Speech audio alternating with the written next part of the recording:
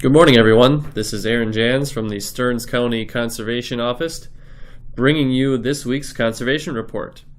Recently, I was reading an article by Brenda Postles from the University of Minnesota Extension related to buckthorn, and the title of this article is "Fall is the Time to Stamp Out Buckthorn." So I'm going to highlight a couple portions of this article so that we can take care of our buckthorn issues.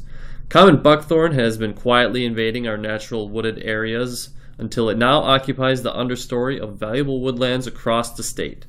Buckthorn is not native to this country. It was imported from Europe in the early 1800s and became a very popular plant for hedges. It escaped and has become a nuisance plant by forming dense, thorny thickets in forests, yards, parks, and roadsides. The Minnesota Department of Agriculture has declared common or European buckthorn and glossy buckthorn as restricted noxious weeds, which means that the sale, transportation, or movement of these plants is prohibited by statewide Minnesota law. Adding to its invasive qualities is the fact that it serves as an alternate host to crown rust of oats and as an overwintering site for the soybean aphid. Soybean aphids lay their last eggs of the season on buckthorn plants, leaving them to overwinter and hatch in the spring. Although you are currently not required to control buckthorn by law, if it is found on your property, you should definitely consider controlling it before it displaces desirable native or cultivated plants. Autumn is an excellent time to control common buckthorn. But besides the fact that there are no mosquitoes and ticks to contend with, it is easy to identify because its leaves stay green long after all our native trees have lost their leaves. In addition, chemical treatments are more effective in the fall when the plants are sending most of their energy into their roots.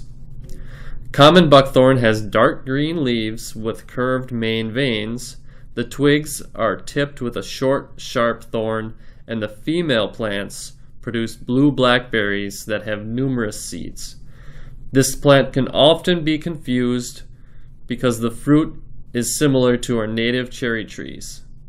You want to make certain you are not using buckthorn berries in place of cherry berries. Buckthorn berries are toxic to humans and have a laxative effect. One simple way to distinguish between berries is to know what cherry only have one seed inside its fruit, whereas buckthorn can have 2 to 5 seeds per berry. To control it, if there are a few buckthorn plants and they are small enough, hand pulling is the best way to remove them. If the plant is greater than 3/8 of an inch in diameter, use a hand tool that pulls the shrub out, such as an uprooter or root talon. If pulling individual plants is impractical, spray short buckthorn or seedlings with a herbicide. Glyphosate will kill all actively growing vegetation on which it is sprayed, and tricloper will kill broadleaf plants and will not harm grasses when applied properly. Buckthorn plants that are 2 inches in diameter or larger are best controlled by cutting the stem at the soil surface. Cutting can be effectively done with hand tools for a few plants, chainsaws, or brush cutters. Cut stumps left without being dealt with will sprout many new shoots.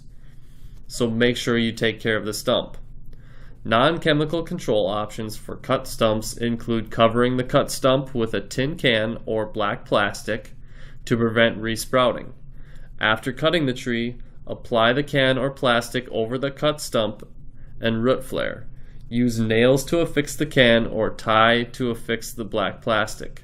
Leave in place for 1 to 2 years. Chemical control options for cut stumps include treating the stump immediately after cutting, within 2 hours, with a herbicide containing tricloper to prevent resprouting. If using glyphosate for cut stumps, look for at least 25% active ingredients. If using concentrate, you can mix 1 part water with 1 part herbicide to achieve a 50% solution.